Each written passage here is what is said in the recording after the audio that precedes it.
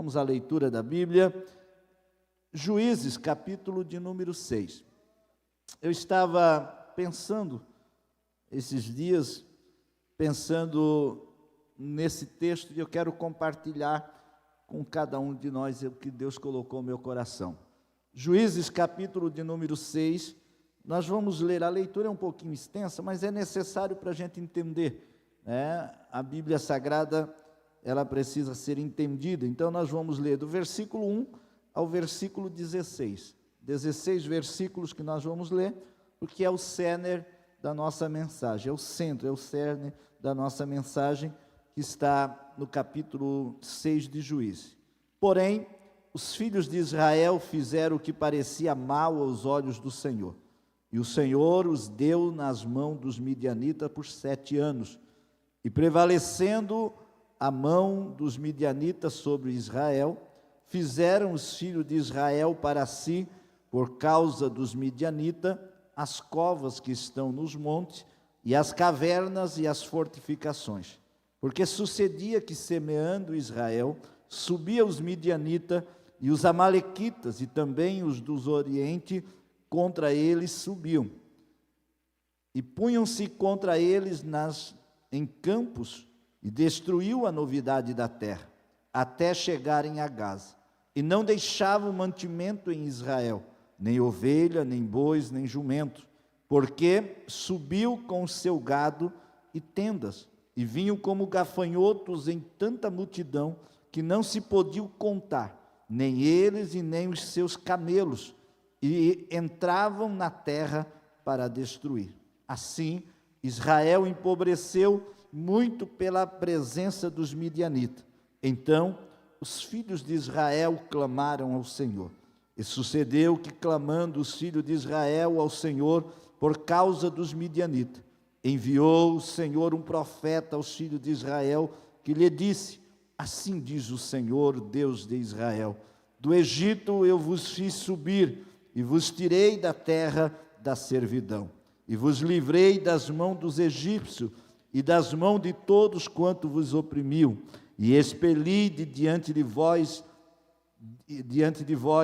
e a vós dei a sua terra. E vos disse: eu sou o Senhor, o vosso Deus, não temais os deuses dos amorreus, em cuja terra habitais. Mas não destes ouvidos à minha voz. Então o anjo do Senhor veio e assentou-se debaixo do carvalho que está em Ofra, que pertencia a Joás, a Bisrita, e Gideão, seu filho, estava malhando trigo no lagar, para salvar-se dos midianitas. Então o anjo do Senhor lhe apareceu e lhe disse: o Senhor é contigo, varão valoroso. Mas Gideão lhe respondeu: ai, Senhor meu, se o Senhor é conosco, porque tudo isso nos sobreveio? E o que é feito de todas as suas maravilhas que nossos pais nos contaram, dizendo: não nos fez o Senhor subir do Egito? Porém, agora o Senhor nos desamparou e nos deu na mão dos midianitas. Então o Senhor olhou para ele e disse: vai nesta tua força, e livrarás Israel da mão dos midianitas. Porventura não te enviei eu? E ele lhe disse: ai, Senhor meu, com que livrarei a Israel? Eis que a minha família é a mais pobre em Manassés, e eu o menor na casa de meu pai. E o Senhor lhe disse: porquanto eu hei de ser contigo, tu ferirás os midianitas como se fosse um só homem. Amém, queridos? Você pode dar um glória a Deus por esta leitura? Eu quero conversar com os irmãos, pensarmos nesse texto, e eu quero falar nesta noite sobre quebrando o ciclo vicioso do inimigo em nossa vida. Quebrando o ciclo vicioso do inimigo em nossa vida. Esse texto é interessantíssimo. A gente já estudou, já pregou, já falou. A gente fala muito sobre a vitória de Gideão. Mas esse texto, ele tem uma chave que faz com que a gente entenda, que a gente compreenda o que está acontecendo aqui. O livro de Juízes, para quem não é muito familiarizado com o livro dos Juízes, o livro de Juízes é um livro que abarca mais de 400 anos, 400 e poucos anos, ele perdura o livro de Juízes. O livro de Juízes, ele trata dos juízes que foram levantados num período em que Israel não tinha um líder firmado, era levantado esporadicamente, tempo a tempo. O livro de Juízes é um livro que ele é caracterizado pelo ciclo vicioso de Israel, pelo ciclo vicioso pecaminoso de Israel. Você vai encontrar no livro de Juízes pelo menos 7 vezes a referência do versículo 1 do capítulo 6. O capítulo 1 do versículo 1, o versículo 1 do capítulo 6 diz assim: os filhos de Israel tornaram a pecar. Você vai encontrar pelo menos 7 vezes, porque é um ciclo vicioso em Israel. O povo de Israel pecava, se apostatava de Deus, Deus o entregava à servidão, o povo clamava e Deus dava livramento. Essa é o ciclo do livro de Juízes. Você vê o povo pecando, Deus entregando a servidão, o povo na servidão clama a Deus, Deus se compadece e livra o povo. Então você vai ver esse ciclo acontecendo no livro de Juízes pelo menos 7 vezes. Você vai ver isso no capítulo 2, versículo 11, no capítulo 3, versículo 7, no 3, versículo 12, no capítulo 4, versículo 1, depois no capítulo 6, versículo 1, no capítulo 10, versículo 1 também, o 2 ali, depois você vai achar no capítulo 13, versículo 1, novamente a mesma referência, fazendo referência, ou seja, o povo servia a Deus enquanto estavam os juízes morriam, o povo entrava para a apostasia, e era um ciclo vicioso que estava acontecendo, e dentro desse ciclo vicioso de pecar, de se arrepender, e Deus livrar, o capítulo de número 6 diz que os inimigos, nesse caso aqui é os midianitas, dentro desse período, capítulo 6, versículo 1, acaba-se o ciclo de paz, que termina no capítulo 5, Israel começa a pecar. E quando ele peca, diz a Bíblia que Deus deixa eles nas mãos dos midianitas. Deus entrega Israel nas mãos dos midianitas por 7 anos. E nesses 7 anos, começa-se um ciclo vicioso do inimigo. O que nós lemos aqui é interessante a gente entender. Por causa da brecha que Israel deu, os midianitas entram para destruir Israel.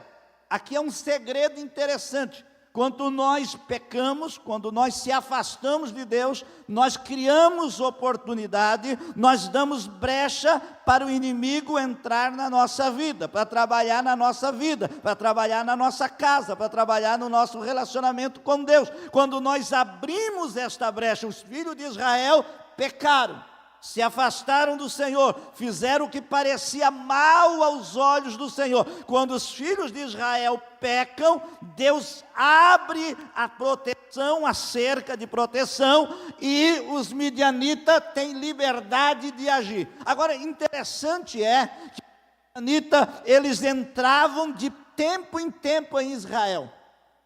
Diferente de outros reis, que eles se apoderaram de Israel, e Israel ficou escravo deles.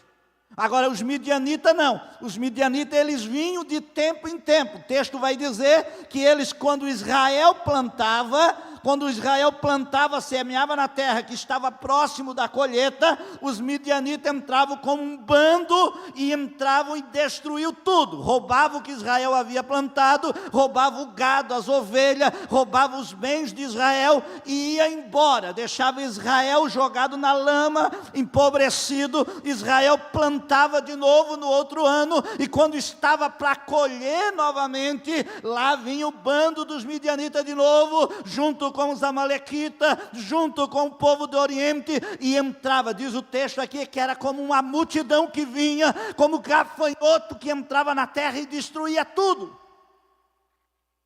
O texto vai dizer que Israel foi empobrecendo, o texto vai dizer que Israel vai empobrecendo de tal maneira, que vai desanimando de tal maneira, que eles vão abandonando as suas casas. O texto vai dizer, capítulo 6, versículo 2, o 3, vai dizer que o povo vai abandonar a sua casa, vai começar a abrir cavernas, vai começar a cavar covas, vai começar a criar fortificações e vão começar a se esconder, porque já não consegue mais viver na sua casa, já não consegue mais viver na sua terra, já não consegue mais. Por quê? Porque o inimigo de tempo em tempo vinha e saqueava tudo, roubava tudo, tirava tudo, levava tudo que eles tinham, deixava ele na lama, e quando eles queriam se erguer de novo, já vinha de novo o inimigo. E isso me chamou a atenção. Sabe por quê? Porque era um ciclo vicioso. O que é um ciclo? O ciclo é um espaço de tempo pelo qual um fenômeno volta a acontecer. Ou seja, era um período de tempo, em um intervalo entre um ciclo e outro, e isso vinha sucessivamente acontecendo já por pelo menos 7 anos.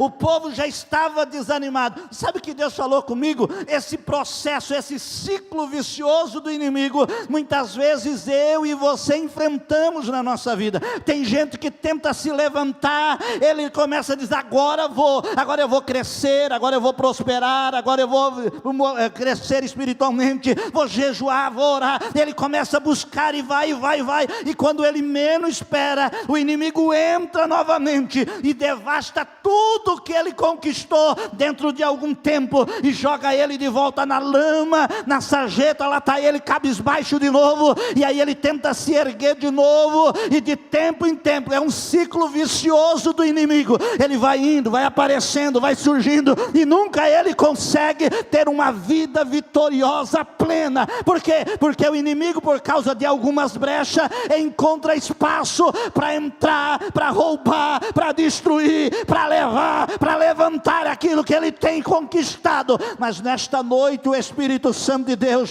vai nos dar estratégia para quebrar esse ciclo vicioso do inimigo na nossa vida.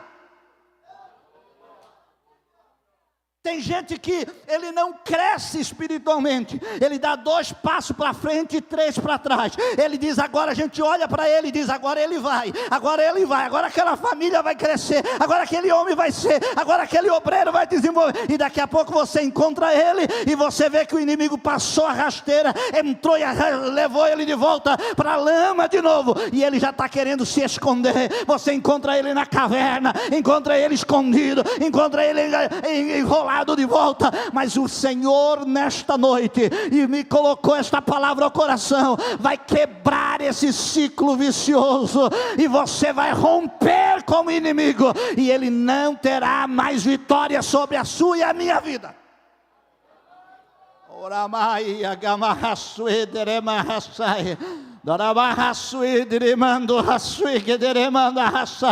Os filhos de Israel estavam nesse ciclo já fazia 7 anos.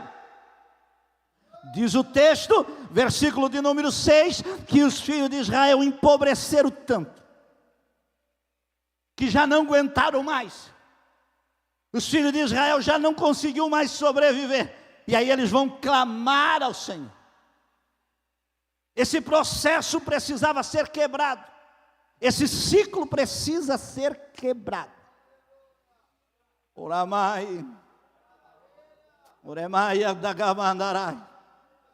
Deus não te fez para você andar 2 passos para frente e 1 para trás, e 3 para trás.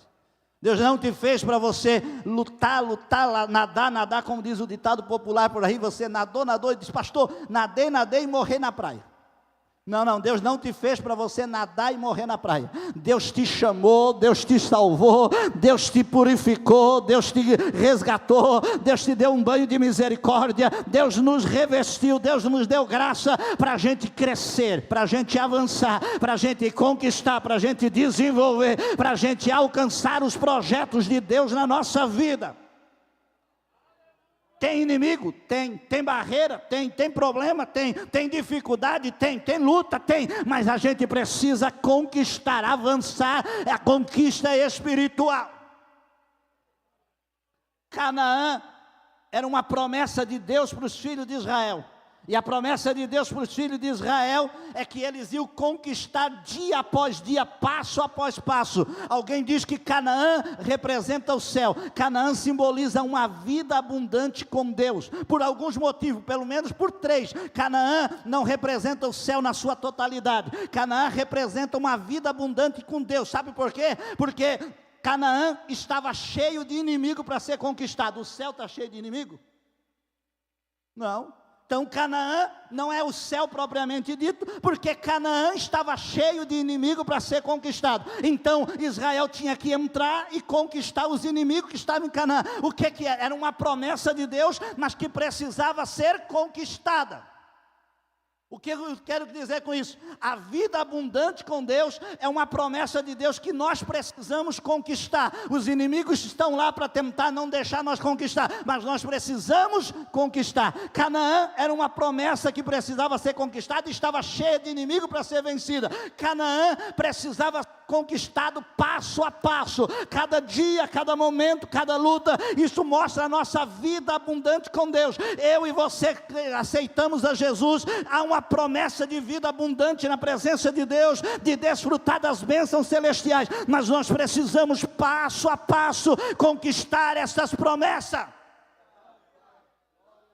A Bíblia diz que Canaã o povo de Israel em Canaã conquistou muito, mas ainda tinha muita terra para ser conquistada. A vida abundante é do mesmo jeito. A gente já conquistou muita coisa, mas ainda tem muito mais para a gente conquistar. Você já cresceu, você já conquistou, você já melhorou muito desde quando você aceitou Jesus, mas não pare, porque não terminou. Tem muito mais ainda, tem muita mais coisa na vida espiritual, tem muita mais vida abundante de Deus para conquistar. Agora o último segredo que é interessante a gente olhar a Canaã na questão de uma vida abundante com Deus. O povo de Israel conquistou Canaã, botou os inimigos para correr de Canaã, tinha muita terra e eles não conquistaram Canaã, mas o povo de Israel pecou e foi expulso de Canaã. Você vai ser expulso do céu? Não. Então a Canaã representa a nossa vida abundante com Deus. Quando a gente vai indo, vai conquistando, mas se a gente pecar, a gente pode correr o risco de perder tudo que conquistou. A gente vai conquistando, vai indo, mas um deslize, um pecado, uma coisa que a gente faz, um deslize espiritual, a gente peca e a gente corre o risco de perder tudo e ter que recomeçar tudo de novo. De começar tudo de novo. Essa Canaã que representa a nossa vida abundante com Deus. Deus prometeu, Jesus disse que Ele tem uma vida abundante para mim e para você, que Ele tem promessa, tem bênção nas regiões celestiais, e que nós precisamos conquistar, nós precisamos quebrar o ciclo do inimigo, para que ele não nos roube esta vida abundante que Ele tem para mim e para você. Agora, como é que nós vamos quebrar o ciclo vicioso do inimigo? Como nós vamos quebrar esse ciclo vicioso que o inimigo vem de tempo em tempo e acha brecha para nos derrubar? A primeira coisa que a gente precisa fazer para quebrar o ciclo vicioso do inimigo é não se conformar com a situação. A primeira coisa que a gente precisa fazer para a gente quebrar o ciclo vicioso do inimigo na nossa vida é não se conformar com a situação. Observe que os filhos de Israel, durante 7 anos, uma grande maioria se acomodou com a situação. E os inimigos estão vindo de tempo em tempo aí, vamos fazer o seguinte, vamos fugir para as cavernas. Vamos fazer o seguinte, vamos cavar a cova. Vamos nos esconder, porque o que melhor que temos é nos esconder. O melhor que temos é nos acovardar. O melhor que temos é nos encolher. E essa não é o caminho da vitória. Para a gente quebrar o ciclo vicioso do inimigo, primeira coisa que a gente precisa fazer é não se conformar com a situação.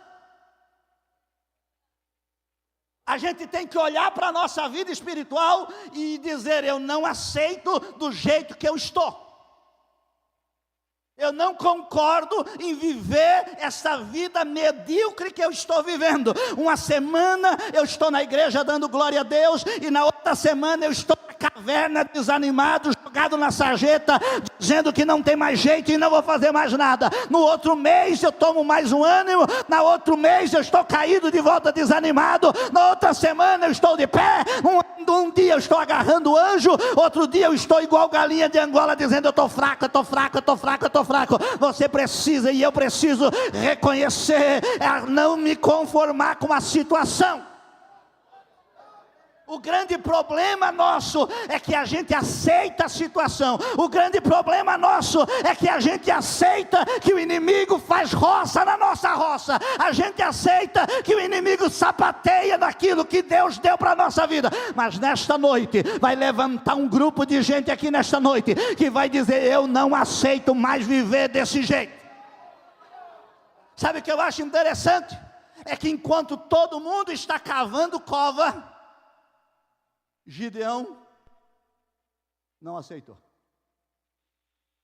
A Bíblia diz que enquanto todo mundo está cavando cova, Gideão está procurando uma maneira de se livrar dos midianitas. O povo está indo para as covas, se escondendo na caverna. Gideão disse, onde é que eu vou malhar o meu trigo? Porque no meu quintal eles não vão sapatear. Porque na terra, na minha semente, na minha colheita, eles não vão comer este ano. Pode ter comido ano passado, pode ter pegado semana passada, mês passado, mas hoje não. Hoje eles não vão comer o que eu plantei. Hoje eles estão entrando aí, a notícia é que já estão chegando aí, mas na minha terra, na minha plantação, esse ano ele não vai. Eu vou inventar uma coisa nova, eu vou fazer alguma coisa, mas ele não vai tomar o que é meu. Gideão podia se enfiar com a cabeça na cova e ficar lá dizendo, não tem mais jeito, é assim mesmo, é dessa maneira, não tem mais o que fazer, os inimigos estão aí, vão acabar, é desse jeito, eu nasci para ser um fracassado, eu nasci para ser um derrotado, eu nasci para ser desse jeito, eu não sei o que vai ser da minha vida, mas é assim mesmo, meu pai foi assim, meu bisavô foi assim, eu vivo desse jeito. Nada. Gideão disse, na minha roça não.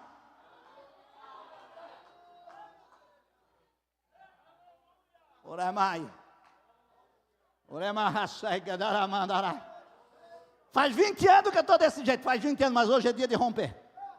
Faz tantos anos dessa maneira, mas hoje é noite de romper com o inimigo. Hoje é noite de romper com esse sistema, com esse ciclo vicioso. Hoje é noite de quebrar, e começa se quebrando por posição, tomando posição.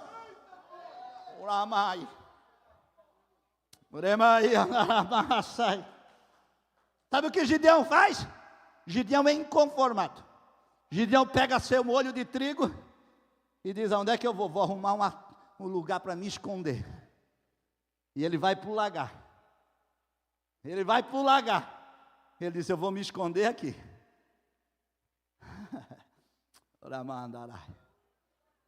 Mas eu não aceito ele levar o que é meu. Eu não aceito levar o que é meu.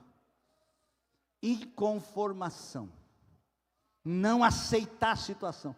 Tem gente aqui que está conformado. O inimigo já fez ciranda na tua casa. E você diz, é assim mesmo. Meus filhos já foram embora, meus filhos estão assim, minha filha já foi para isso, meu filho já virou aquilo, meu filho já mudou. Não tem mais jeito, tem sim, é hora de tomar uma posição, é hora de não se conformar, é hora de levantar a bandeira, não de entrega, mas levantar o estandarte de guerra e dizer, Satanás, inimigo, você cirandou até agora, você fez festa até agora, mas hoje eu me levanto para fazer a diferença. Mas vale a pena, pastor? Vale. Mas vale a pena, pastor? Vale a pena, mas vale morrer lutando do que viver com o sentimento do coração de ser um fracassado. Mas vale morrer lutando do que viver com o coração dizendo, eu fui um frouxo. Andar. Nesta noite Deus quer nos levantar. Deus quer que nós tomamos posição nesta noite. Você precisa mudar, eu preciso mudar. Eu estava hoje orando aqui de manhã cedo no cenáculo aqui com os irmãos, estava orando esta tarde e disse: Deus, nós precisamos como igreja tomar posição. A igreja não pode mais se recolher, a igreja não pode mais ter medo. Nós precisamos que sair para fora. O inimigo quer botar o pé, a gente bota o pé na porta e diz: para cá não, aqui dentro tu não entra, na nossa igreja tu não entra, na nossa casa tu não entra, no nosso casamento tu não entra, tu não vai mais fazer festa no nosso território. Aqui quem manda é Deus.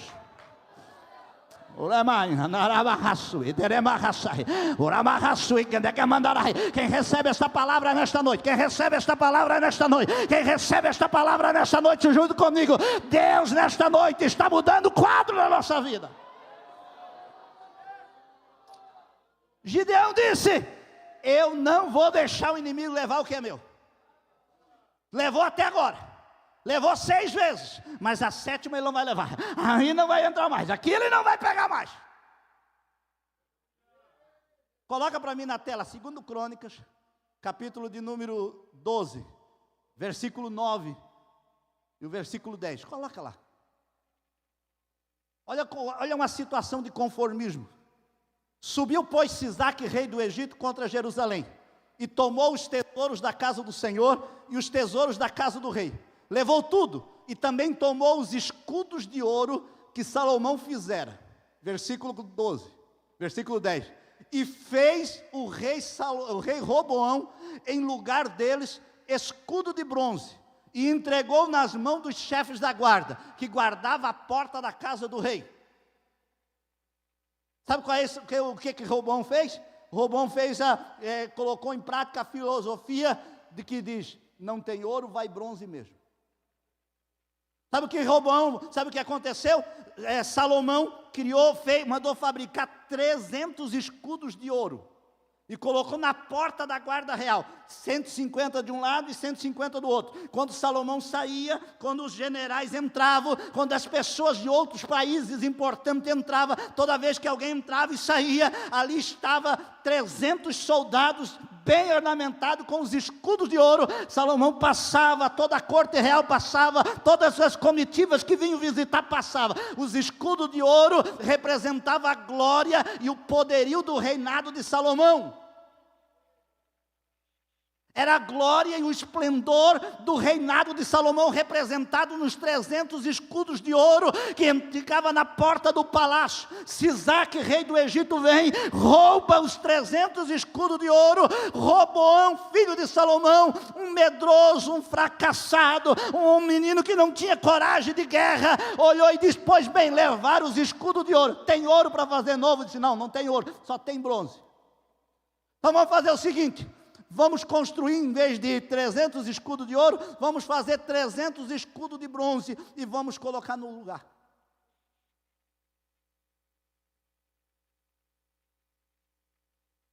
Mas ouro, alguém pode dizer: mas ouro não brilha, bronze não brilha como ouro. Ele disse: não brilha, mas é parecido. Vai enganar quem não é esperto. Mas vai ficar embaçado, dá uma polidinha de vez em quando e disfarça, ninguém vai quase notar. É isso que nós estamos vivendo, é a filosofia de que qualquer coisa serve. Não tem ouro, vai bronze mesmo. Não tem uma vida cheia da glória de Deus, dá uma polidinha e vive uma vidinha medíocre mesmo. Mas nesta noite nós não aceitamos menos do que a glória de Deus na nossa vida. Nesta noite não tem escudo de bronze que vai substituir a glória de Deus. Nós vamos lutar, nós vamos nos posicionar. Roubaram, levaram o que era nosso, vamos tomar de volta. Pastor, eu profetizava, volte a profetizar. Não sei o que é que roubou, volte a profetizar. Pastor, eu pregava e agora não prego mais. Não sei o que aconteceu, não me importa. Mas a partir de hoje, toma posição, bota a gravata de volta no pescoço e volta a pregar. Pastor, eu cantava que parecia uma cigarra e estourar as costas. Não sei o que aconteceu. Volte a cantar, bota o playback de volta, ensaia e diga: vou tomar de volta o que é meu. Eu não aceito ficar com bronze. Eu quero ouro, eu quero uma vida na presença de Deus. Eu quero reconquistar a minha terra de volta. Primeira posição para quebrar o ciclo vicioso do inimigo: não se conformar com a situação. Gideão disse: o meu ele não leva, pode levar do vizinho, porque cada um tem que dar conta do seu território. Pode levar o do vizinho, se o vizinho não quiser lutar pelo que é dele, não importa, mas o meu, eu vou botar o meu feixe de trigo debaixo do meu braço, e aquele não é. Ele não vai me achar em casa, ele não vai pegar o que é meu, eu vou me posicionar. Primeira coisa para fazer, para quebrar o ciclo vicioso do inimigo: não se conformar com a situação. Segunda coisa para quebrar o ciclo vicioso do inimigo: clamar ao Senhor por socorro. Diz o texto, capítulo 6, versículo 6: e os filhos de Israel, quando viram que o negócio estava feio, clamaram ao Senhor. A primeira coisa é não se conformar. A segunda coisa é clamar por socorro. A palavra clamar aqui, ela tem o significado de gritar, denotando desespero, aflição, angústia. Não é dizer: Senhor, se tu quiser. Tu sabe que o negócio está feio lá em casa.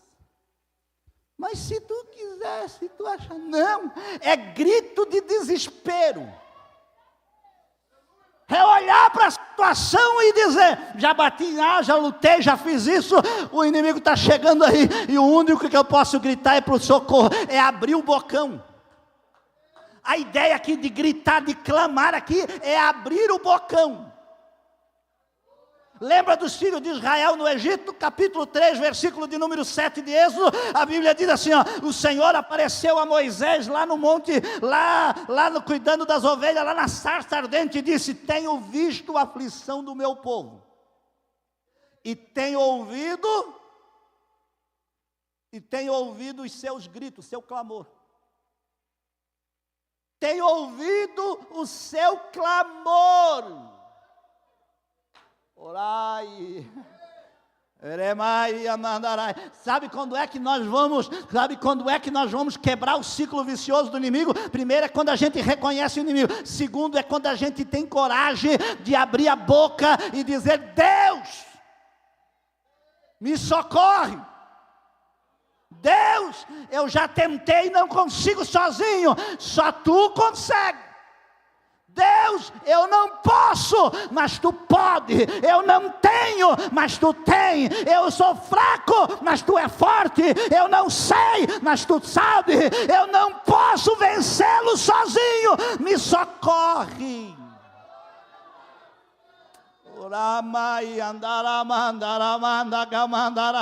O problema é que a gente é mais fácil cavar a cova do que gritar.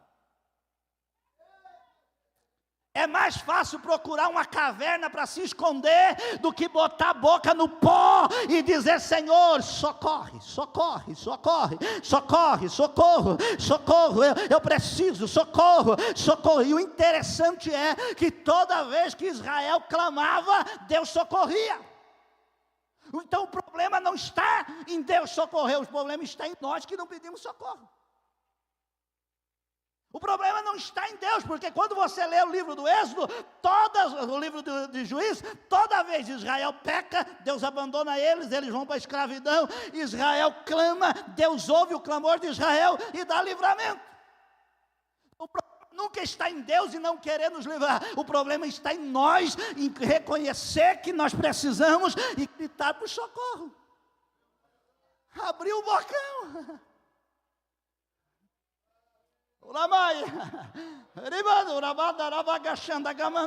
A Bíblia diz, Jesus disse que nós precisamos clamar. A Bíblia diz, em Jeremias capítulo 33, versículo de número 3, diz: clama a mim, e responder-te-ei. Você pode não estar vencendo o ciclo vicioso, eu posso não estar vencendo o ciclo vicioso do inimigo, porque a gente não está clamando, e se a gente está clamando, não está clamando com sinceridade, não está pedindo socorro de verdade. Mas nesta noite, Gideão e o povo está dizendo, nós precisamos empreender, e precisamos entender que há um socorro de Deus, e esse socorro vem quando a gente clama.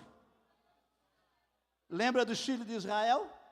Eles estão saindo do Egito, vão caminhando em direção ao Mar Vermelho. Quando chega diante do Mar Vermelho, eles estão num beco sem saída, o Mar Vermelho na frente, deserto pelos lados, né, sequidão ao redor, e atrás o exército de Faraó fungando no cangote, dizendo, vou te matar, vou te destruir, e eles não têm para onde ir, o desespero bate, e a Bíblia diz, e os filhos de Israel começam a gritar, começam a clamar, é nas horas, nos becos sem saídas da nossa vida, é que a gente abre o bocão e Deus entra com ação.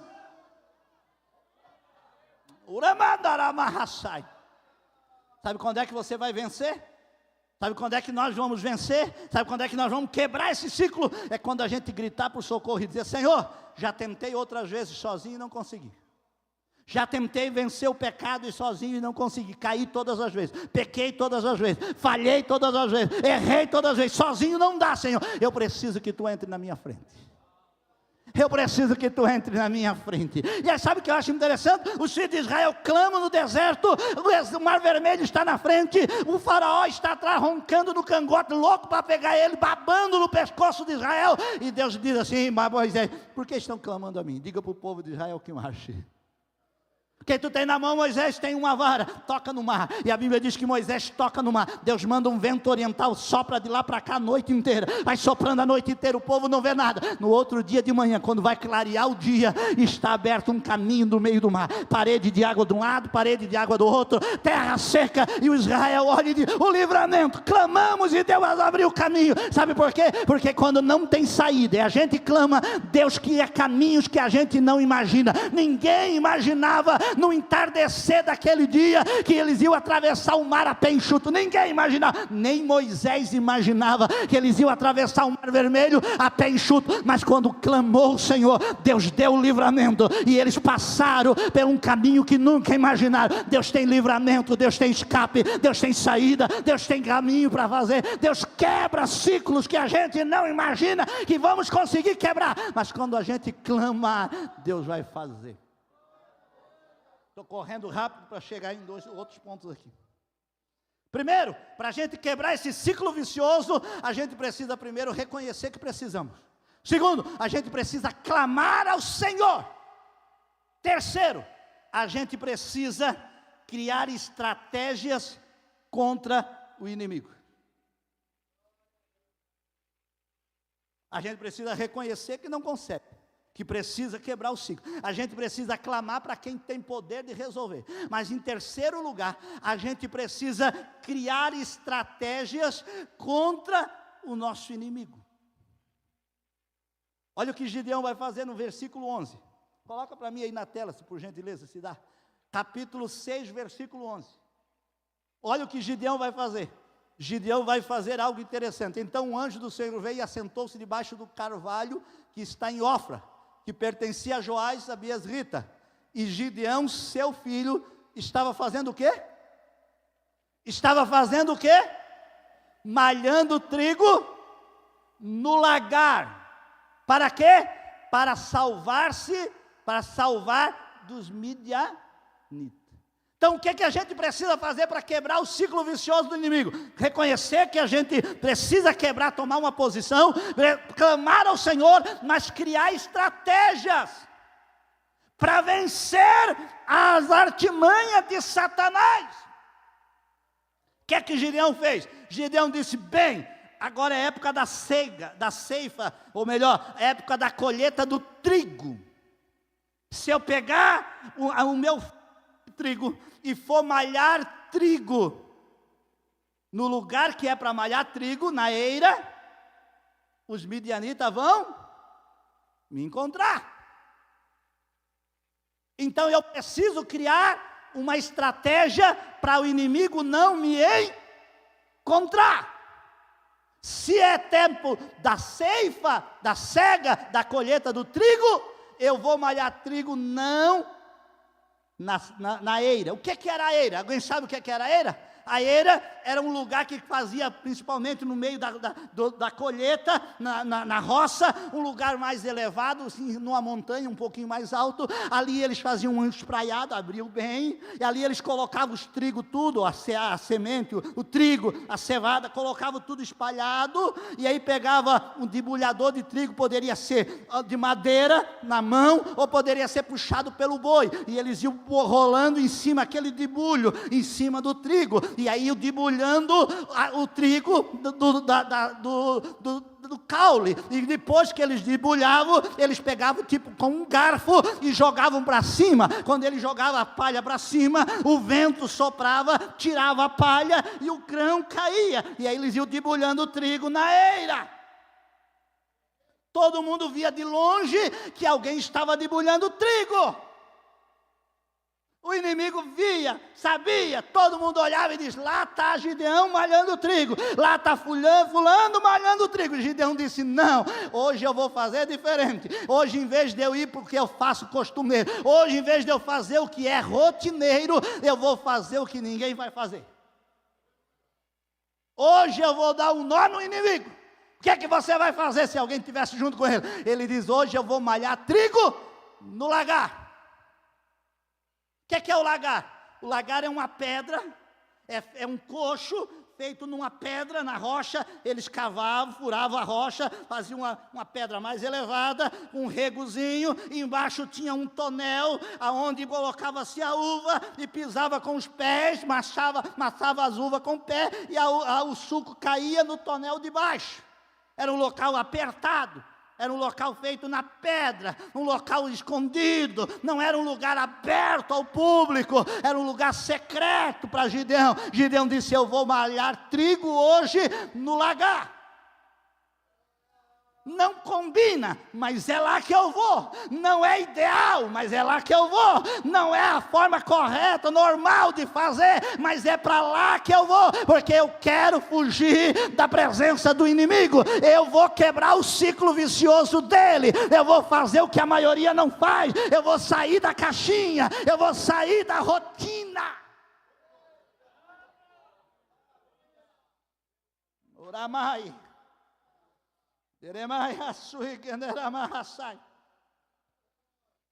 Sabe por quê? Sabe por que a gente não vence o inimigo? Porque a gente sabe que na eira a gente cai. Mas a gente está tão acostumado que a gente volta toda a vida para a eira. Vai para o mesmo lugar. O inimigo sabe que vai nos encontrar todo dia lá. Ele diz: eu nem vou correr atrás, ele vai vir aqui. Primeiro probleminha que tiver, ele vai vir para cá. Primeira lutinha que ele passar, ele vai me encontrar aqui na eira. Já estou acostumadinho com ele. Mas queres vencer o inimigo? Quer quebrar o ciclo vicioso nesta noite? Diga: hoje eu não vou para a eira. Hoje eu vou para o lagar. Hoje ele não vai me encontrar, ele vai me procurar na eira, mas eu não vou estar na eira. Hoje eu vou para um lugar secreto. Malhar trigo no lagar, irmão, é difícil. Primeiro porque é um lugar apertado, escondido, sem vento, debaixo de um carvalho, na figura de Gideão aqui. É um lugar escondido, pequeno, apertado, escondidinho. É difícil malhar trigo no lagar. Para malhar trigo tem que ser um lugar aberto, espaçoso. Mas Gideão disse: hoje ele não vai pegar. Hoje eu vou me esconder. Hoje eu vou para o secreto. Hoje eu não vou para a eira. Hoje eu vou me recolher. Ninguém vai me... Sabe o que eu acho interessante? É que Gideão se esconde dos midianitas e é encontrado por Deus.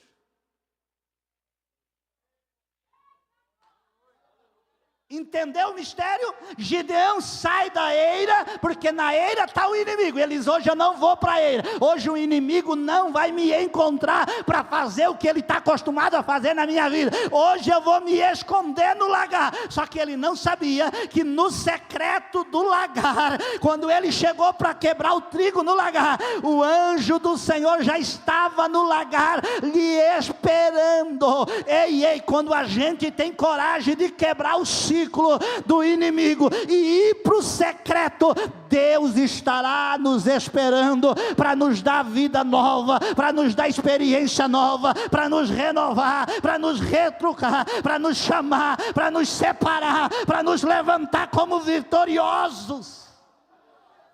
Sabe o que eu acho interessante? É que Gideão não vai malhar trigo como é costume de todo mundo. Gideão vai malhar trigo no lagar. E quando ele chega no lagar que ele está malhando trigo, o anjo está assistindo ele. O anjo, e não é qualquer anjo, a Bíblia diz: e o anjo do Senhor. É o anjo do Senhor ali com letra maiúscula, não é qualquer anjinho não, é o anjo do Senhor, é o nosso Senhor na figura teofânica no Antigo Testamento, é o próprio Deus, é o próprio Cristo, é o nosso próprio Cristo teofanizado no Antigo Testamento. E ele olha para Gideão e diz: Senhor é contigo, varão valoroso. Gideão se achava um pequeno, um fraco, um derrotado. Gideão se achava o menor. Gideão não se achava nada. Mas o Senhor olhou para Gideão e disse: tu aqui no lagar, tu é valente. Se tu estivesse lá na eira, mas aqui, tu mostrou que vem romper com o pecado. Se tu continuasse na eira, o inimigo levava tudo embora. Mas aqui não, aqui é para valente. Aqui na eira, aqui no lagar, é para corajosos. Fica de pé comigo, não vou mais me adiantar, não vou mais levar. Aqui na eira, é para no lagar, é para corajosos. Gideão olhou. Quem é? Senhor é contigo. Vai nessa força, que tu vai livrar Israel. Vou começar uma revolução através da tua vida. Você está entendendo o que Deus estava dizendo para Gideão? Gideão disse: olha, eu sou o menor, a minha casa é a menor, a minha tribo é a menor. Ele fazia parte da meia tribo de Manassés. Se a minha tribo, a minha casa é a minha família, é a menor na tribo de Manassés. O meu pai, a minha casa, eu sou o menor na casa de meu pai.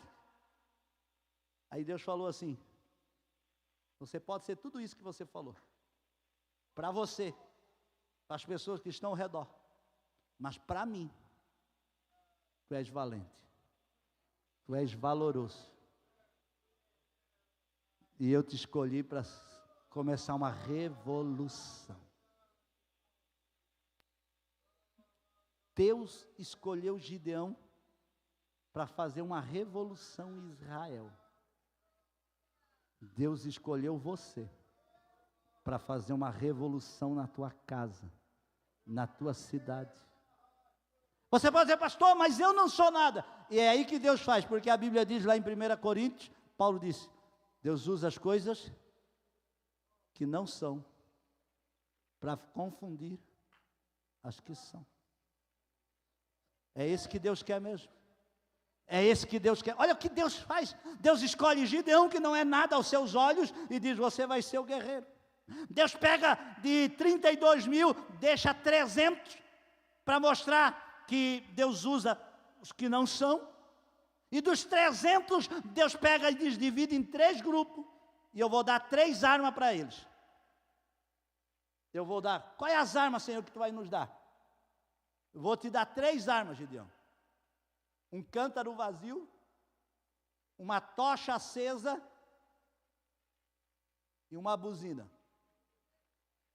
Quê? 135 mil soldados, nós temos só 300, e o Senhor vai nos dar um cântaro vazio, uma tocha acesa e uma buzina? O que eu vou fazer com isso? Humanamente falando, é loucura. Sim ou não? Humanamente falando é loucura, sim ou não? Vencer um exército com tocha, com cântaro vazio e buzina. O que a gente faz com tocha, cântaro vazio e buzina? Chega diante do soldado, buzina na orelha dele. Quando ele olha para nós, a gente enfia a tocha nos olhos e dá com o cântaro na cabeça. É a única forma de usar esses 3 instrumentos. É tocar na orelha dele, quando ele ri de nós, a gente toca a tocha nos olhos, ele fica cego e a gente dá com o cântaro na cabeça e quebra o cântaro. Mas só dá para fazer uma vez. Aos olhos natural parece loucura, mas aos espirituais é arma poderosa. É arma poderosa. É arma poderosa. Deus quer nos dar estratégias de guerras nesta noite. Que Deus estava ensinando para Gideão, Deus estava dizendo: Gideão, você vai quebrar o ciclo vicioso do inimigo, mas não é com as tuas ferramentas, é com as minhas armas. O que você vai vencer não vai ser na tua força, não será na tua espada, não será com as armas naturais, será com as minhas armas, com as armas espirituais. Aí Gideão diz: mas Senhor, então o que é que eu vou fazer? Gideão coloca pontos estratégicos, cerca o arraial dos inimigos, o inimigo está no vale, você cerca à noite o arraial dos inimigos, acenda a tocha, coloca dentro do vaso vazio, bota a buzina debaixo do braço e cerca o arraial. Fica quietinho, quando eu der a ordem, vocês tiram a tocha do vaso, levantam ela, joga o vaso no chão e toca a buzina, porque o resto deixa comigo.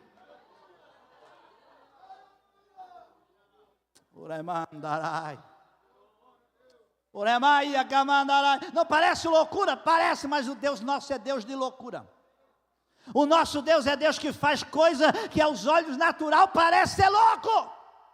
Quando os midianitas estão no vale à noite, quando Israel cerca, quando o exército, os 300 cercam o acampamento, e eles estão lá escondidinhos, deu a hora que Gideão tocou a buzina, eles tiram a tocha e levantam a tocha, jogam o vaso no chão, e eles tocam a buzina, lá no exército, lá embaixo, eles escutaram, não foi quebrando o cântaro, foi um barulhão como de um exército que vinha vindo.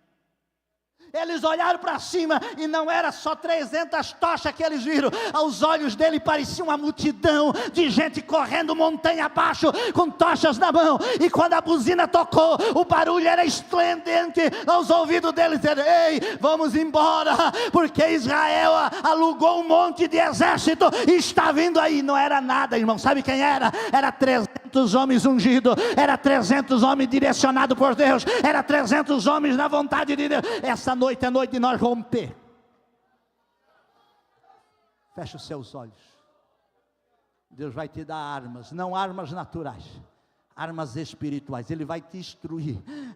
Ele vai te instruir. Feche os seus olhos. Você que quer uma oração, dobre o joelho onde você está. Essa palavra tocou no teu coração. Deus vai te equipar.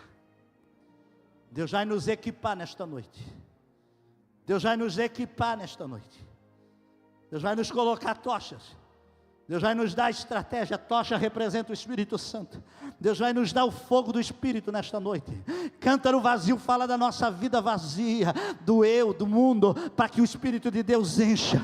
E a trombeta representa a palavra de Deus, que vai estar na tua boca, como estridente na tua boca, e a vitória vai chegar. Nesta noite Deus vai mudar histórias, minha e tua aqui. Querido Espírito Santo de Deus, nesta noite, Pai, nós precisamos romper com esse sistema. Nós precisamos romper com esse ciclo vicioso que o inimigo tem encontrado nos nossos filhos, na nossa vida, na nossa casa, no nosso ministério, na nossa vida espiritual. Nesta noite nós precisamos romper. Nós reconhecemos que sem Ti não podemos. Nós clamamos a Ti. Nós pedimos as Tuas armas espirituais. Nós pedimos estratégias, Senhor, para sair do meio, para criar criar um ambiente separado contigo, para viver uma experiência à parte de relacionamento, de intimidade, no lagar, no secreto, no oculto, aonde tu, Senhor, se apresentará, te revelará, nos dará estratégia, nos capacitará, nos levantará, nos usará com graça e com força para vencer. Quebra, Senhor, quebra, Senhor, quebra, Senhor, quebra, Senhor. O inimigo não pode continuar cirandando, o inimigo não pode continuar, Senhor, destruindo, o inimigo não pode, Senhor, continuar com esse ciclo vicioso. Hoje é noite de nós romper, hoje é noite de nós vencer, hoje é noite de vencer a depressão, hoje é noite de vencer a angústia, hoje é noite de vencer o fracasso, hoje é noite de vencer a tentação, hoje é noite de mudar o quadro, de virar a chave da nossa vida vitoriosa na tua presença, Pai. Eu oro e já te agradeço, em nome de Jesus. Fica de pé comigo nesta hora, fica de pé comigo, dá um abraço na pessoa que está ao teu lado, diga para ela: Deus está te dando estratégia para você vencer. Diga para a pessoa que está mais próxima de você, abraça ela. Hoje é noite da virada, hoje é noite de nós romper com esse sistema vicioso do inimigo. Nós vamos vencendo. Quem pode dar glória a Deus aqui nesta noite?